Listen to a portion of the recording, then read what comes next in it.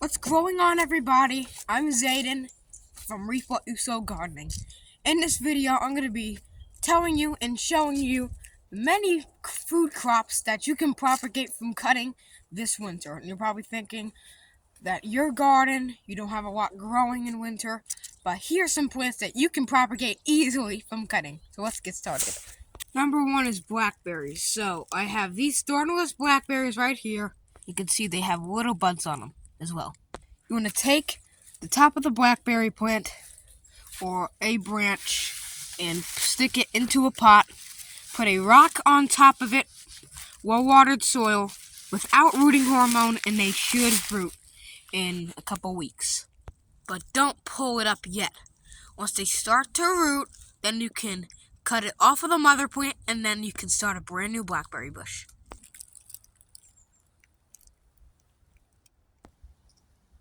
Number two is blueberry bushes. You can see this blueberry bush over here. It's doing good, and it has tons of tiny little buds on it for spring.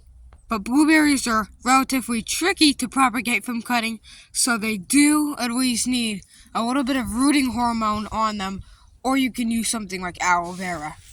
That can probably help. Blueberry bushes are nice to grow, and they're cold hardy, and the fruit tastes delicious, absolutely delicious.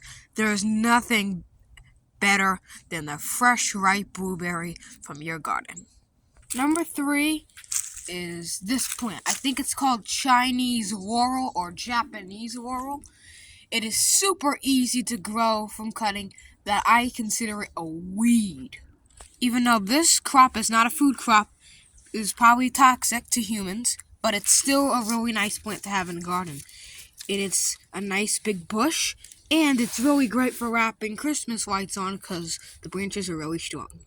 All you do is you take a cutting, like this one, like a 45-degree cut, stick it into well-watered soil, like this raised bed, and you can see the leaves aren't even wilted. That's a good sign. It means that it's going to grow really nice. Just one cutting can turn into a whole bush like this. This is a large version of the bush, and this is where I got my cuttings from. And it's really shaping up perfectly and looks good. Number four is fig trees. You can see these figs. I put a plastic bag over so it does not get bit by frost any longer. And you can see I propagate this from cutting. Even though it looks like it is grafted, trust me, it is not grafted. All I did is took a fig cutting from my grandma's fig tree about, I think, in June. And what I did is I just put it in some water, waited till it had white dots on the stick or the stem, put it into well-watered soil, and here we go. We got our own fig tree, and look how much it grew. It grew so much. So hopefully next year this tree will bear fruit and become a really nice fig tree to have.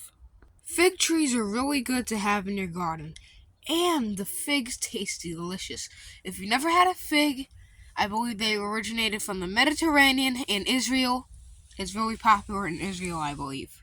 Figs taste like if you took a plum and probably a little overripe strawberry or some raspberry preserves and put them in a blender and just ate them.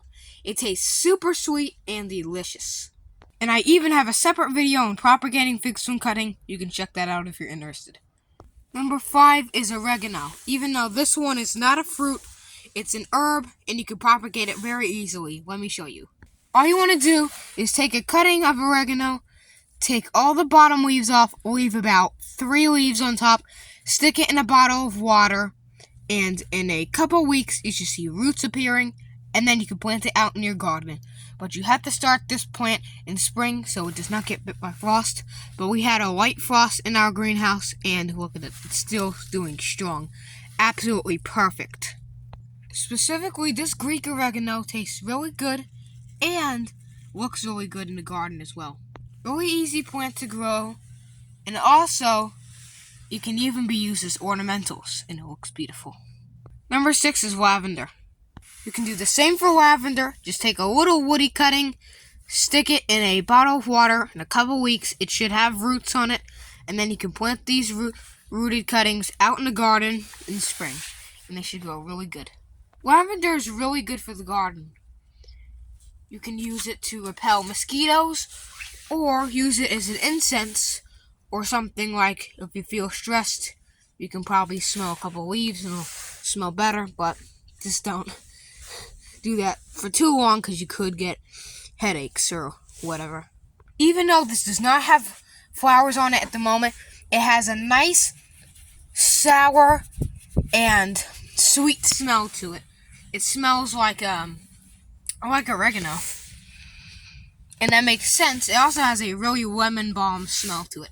It's really good for the garden. So, this is the end of the video, and those are the plants that I can think on the top of my head that you can propagate from cutting. But there's one more, strawberries. If you have strawberry plants, there's these things called pups or runners. I call them sucklings. They're another vine that you see going onto the strawberry plant. You can put those in a pot just like the blackberries, and they should root really fast.